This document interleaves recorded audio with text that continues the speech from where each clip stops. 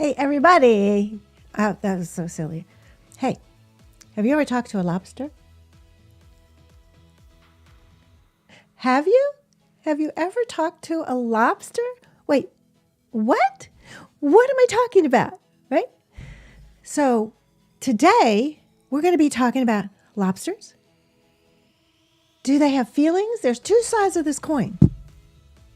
One is, no way, they don't have feelings. The only thing that lobsters are good for is eating. What do you think about that, buddy?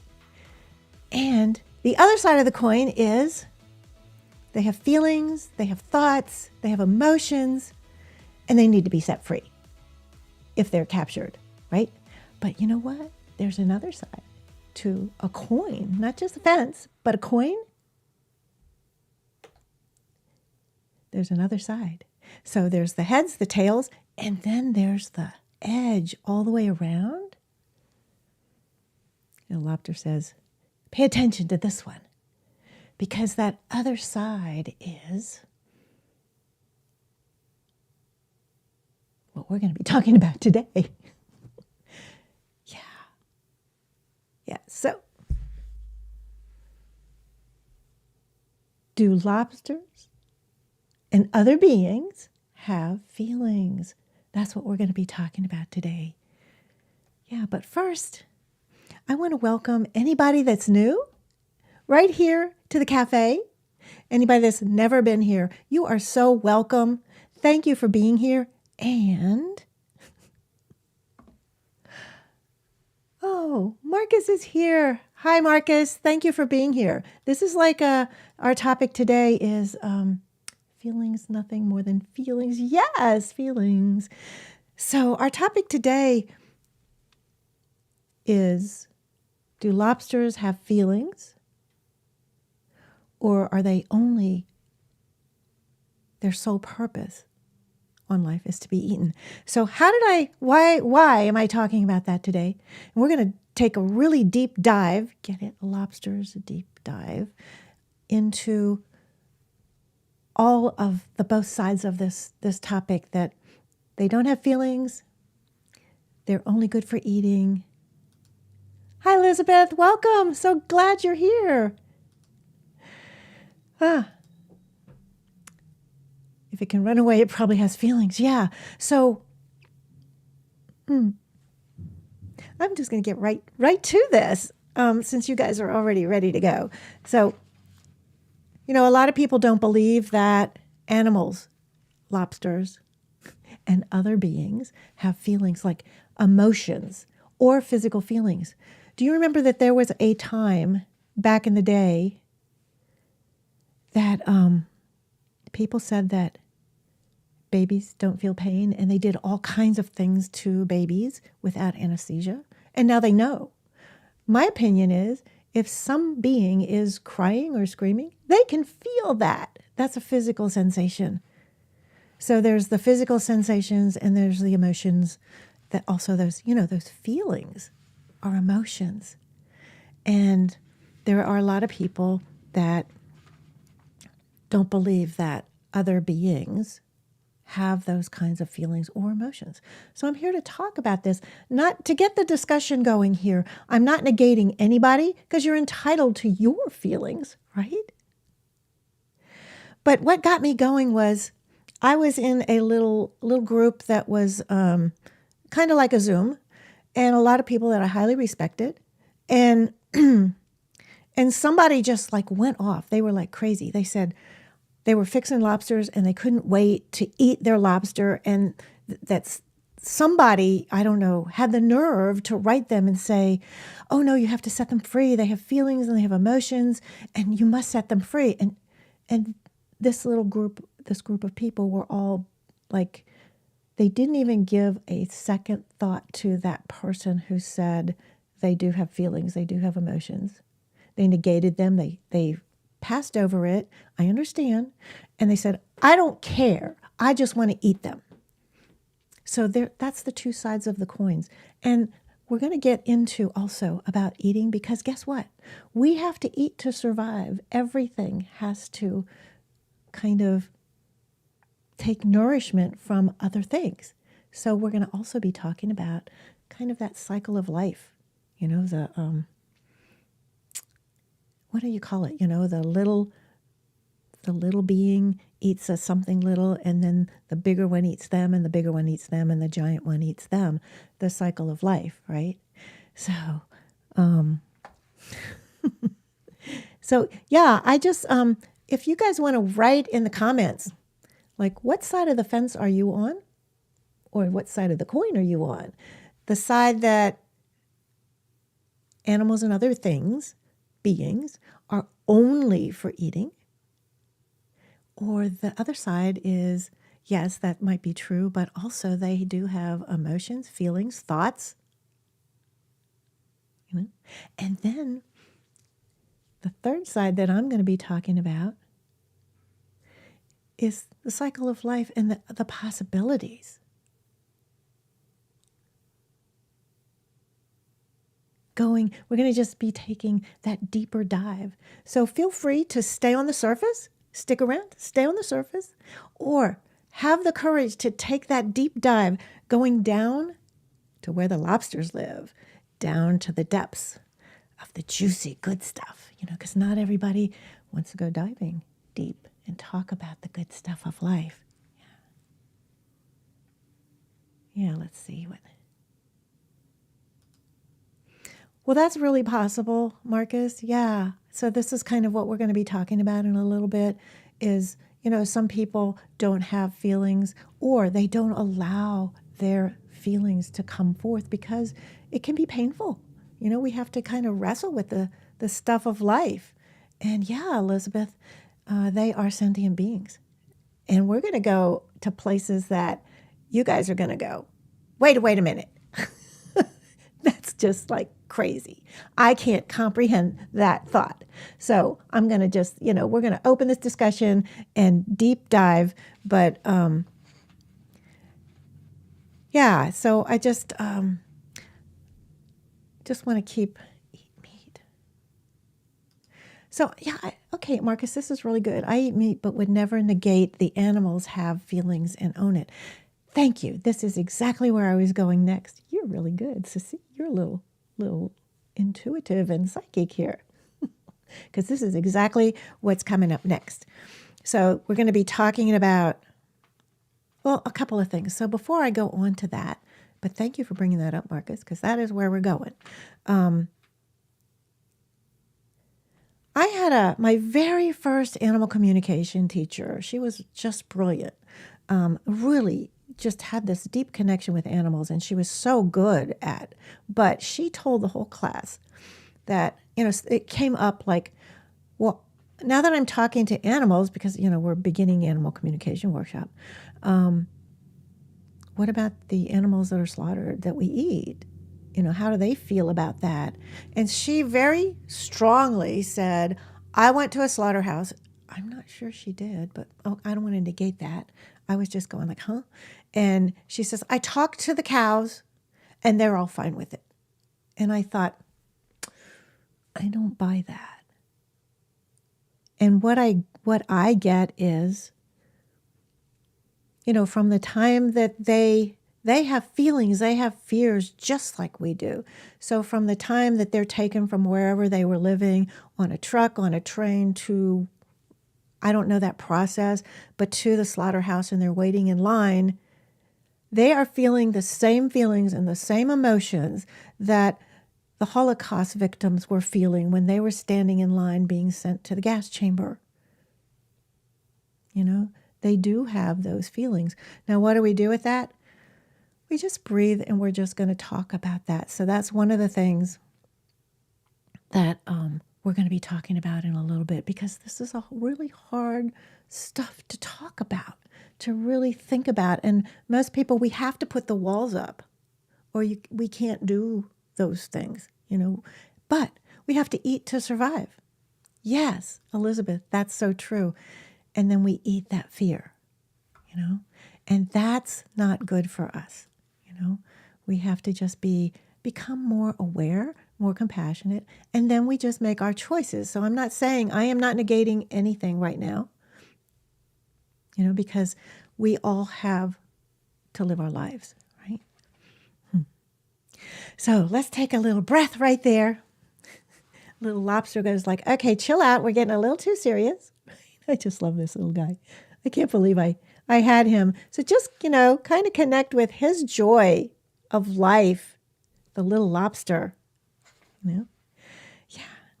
And so while we're taking a little break, if you haven't, please subscribe to this channel if you want to see more topics like this. Okay, they're not always heavy like this, but the reason that you subscribe, for those of you that don't know, is for you.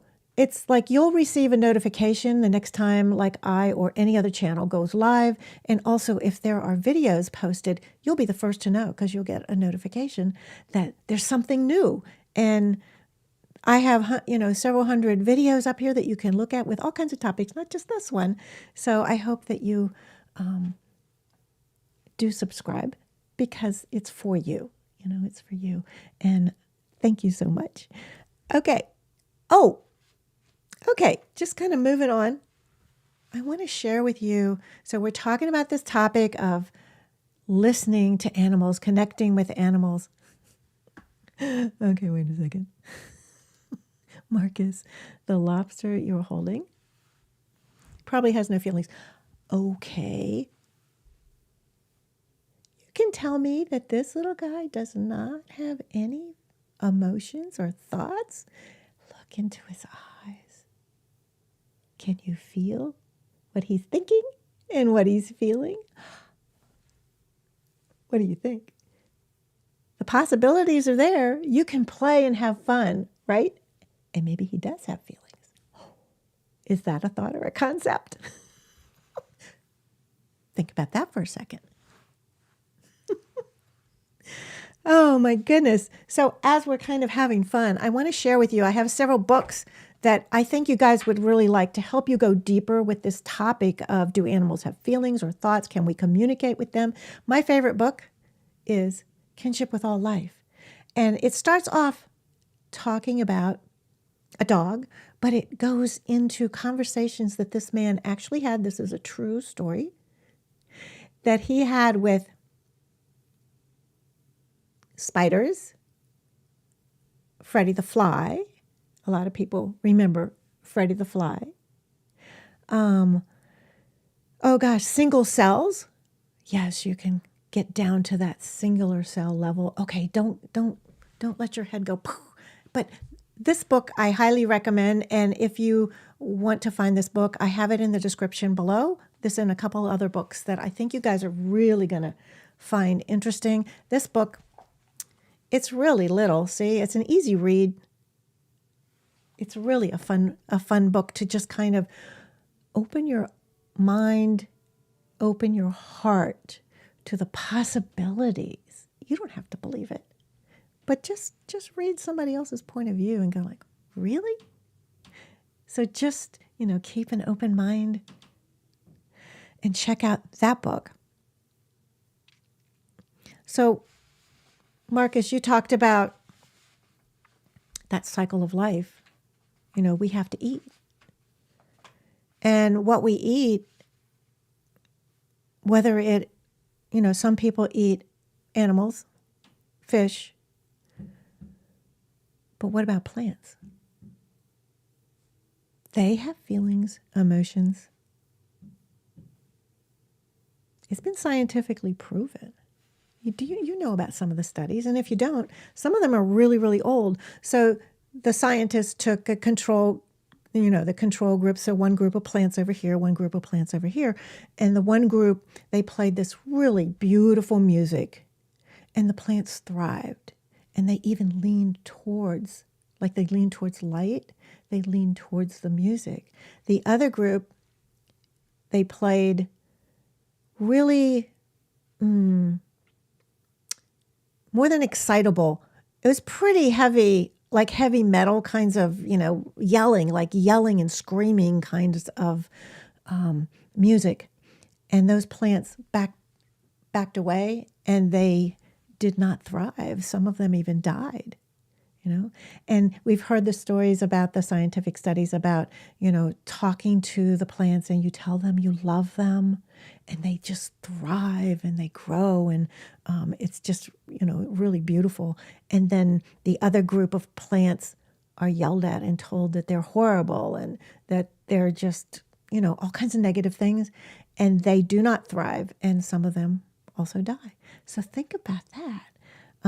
The plants have their own emotions and feelings. It's just on a different level than us, right? It's life, and they respond too also.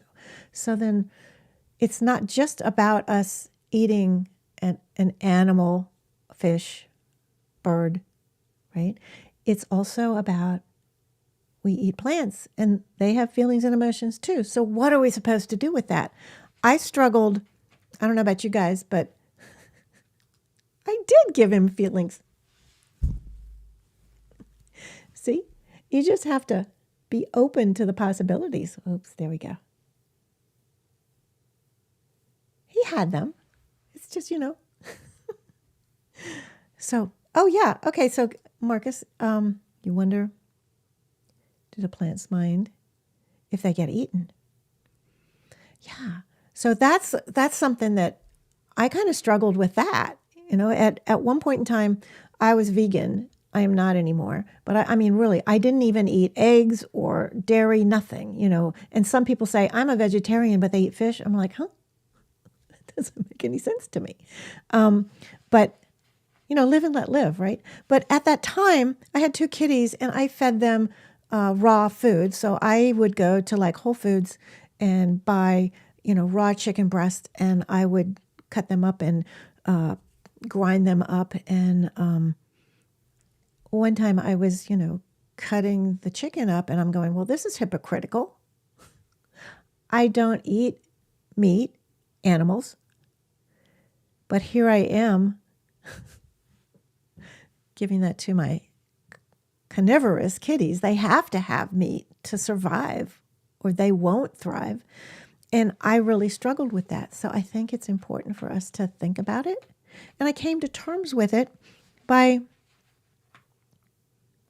learning that maybe, the cycle of life is hard, I think. I don't know who invented it, but it really upsets me. But it is what it is. And we have to eat to survive. We have to drink liquid, especially water, and we have to eat something to survive. And everything is life. So one of the things that I came to terms with when I was feeding my kitties raw food was to thank the chickens, because I was feeding them chicken. Thank them for their lives. Thank them for giving their lives so that my kitties could thrive. And so that maybe they might live on through my kitties. That's kind of how I came to terms with that. Maybe you've had those thoughts and struggles yourselves. But we have, that's that. I think it's a hard topic to talk about and think about. And, okay. Marcus, very good. This is a great segue to the next thing that I want to share with you. Do plants mind if they get eaten? Well, that's such a good question. And that brings me to another book that I read, and this is like blew me away. So this is called Talk with Trees. This person who wrote this book also communicated with all of the vegetables that we eat. So she went into her refrigerator and she talked to lettuces and she to carrots and, all of the kinds of vegetables that you might have in your refrigerator. And she asked them, how do you feel about being eaten? And I haven't read this book in a long time, so I can't really remember the really vivid details. But one of the things that really stuck with me was they know that they're going to be eaten. They know that. The vegetables. And one of the things that I was really surprised, and this person, the author of Talks with Trees, said in the book, she was really surprised that the vegetables said, please don't let us go bad in the refrigerator, because that's like a waste. We really don't want to die in the refrigerator. Like, please eat us. That's their purpose in life, that they know that that's why they were brought into the world, and they have their experiences and they grow, and, like any plants, and then they die. Because the plant life cycles, unless they're like an old tree, certain plants, trees have very long lives, but others don't. And so what the lettuces and carrots said, please don't let us rot. Please eat us. That's why we were, given life. And now we want to give you life. So I thought, wow, that's an interesting thing. That's an interesting thought. And that's just pretty highly evolved, if you ask me. So again, you can find this book, Talk with Trees, in the description below or wherever you find it. Especially if you're on your phone, you have to dig around and click on more, I think, show more or maybe show less, or a little arrow. But I have a link if you want to make sure you get the right book, because there's different versions of this that isn't by this person. And speaking of, we were talking about eating, but I just wanted to also share with you another book that I found really fascinating. So Kinship with Life is mostly about speaking with different beings, animals, but beings even, down on the singular cell. I can't remember if he talked to plants, but I think he may have. I know he talked to insects, but here is another book called The Voice of the Infinite in the Small. And I also have the link to this book. There's some other versions if you check on Amazon, but get this one. This is like lots of conversations. It's a little more scientific, but conversations with our insect community. And it's just pretty amazing food for thought, right? Yeah, so I just, I hope you can, check out those books, and I'll share them with you at the end. But yeah, I think it's just, the sides of the coin. Animals don't have feelings.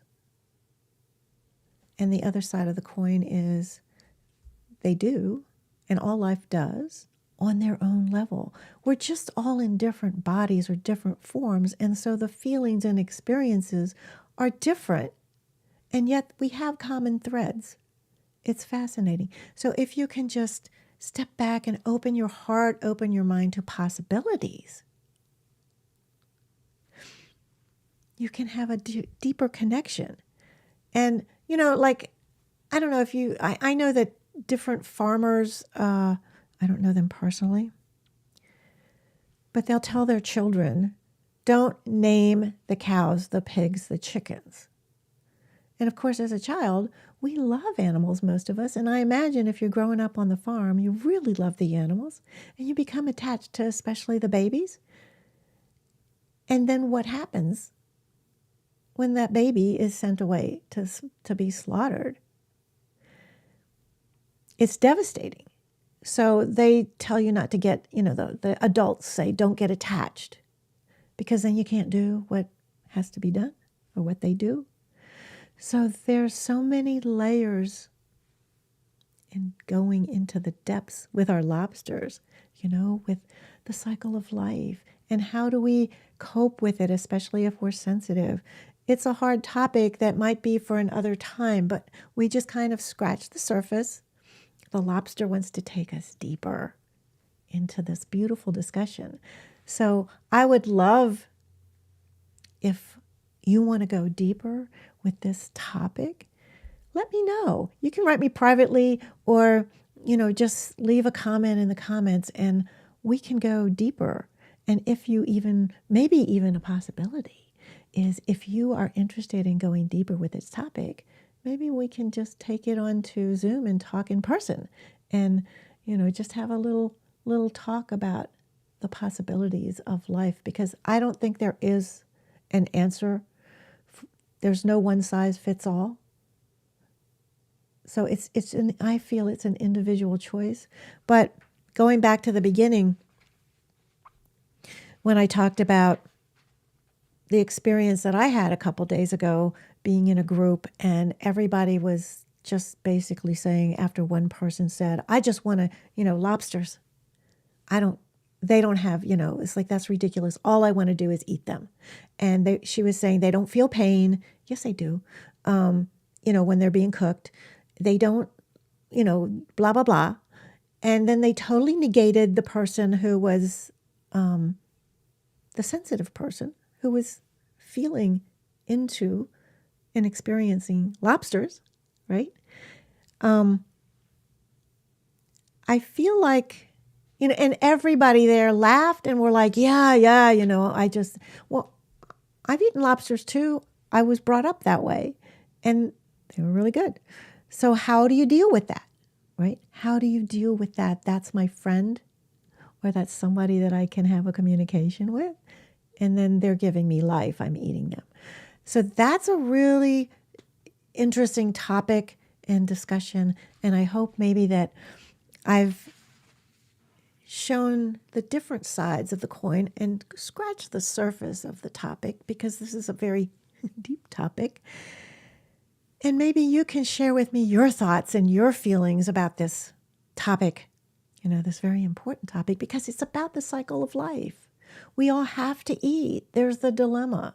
We all are born, we live, and we die. And so does everything on this planet eventually, right? I don't know who invented us. I don't know the why of this. I don't like it, the dying part. But it's part of life, and we have to eat to survive. So we must come to terms with that. And I feel like, for me, the conclusion is finding a way to thank the being, the whatever it is that you're eating. Remember to say thank you for giving me life, for letting me live, and that you can live on through me. And the other thing is, in that cycle, they come in and they go out the other end on whatever it is, humans and animals and all beings. They're turned into fertilizer to nourish Mother Earth. So remember that too. So this is a beautiful cycle. Yeah. Oh, thanks, Marcus. I'm really glad that you were here. And Elizabeth, thank you. And everybody else that's here. I know you're here. I see you. Thank you for being here. It's just been so wonderful. And I hope that you can return. And we're just going to dance this baby out. Dancing like we're animals. Thank you all for being here. I hope you come back. I really look forward to hearing what you want to talk about on this topic or any other topic. Take care. Just dance this baby out. Dance like you're animals.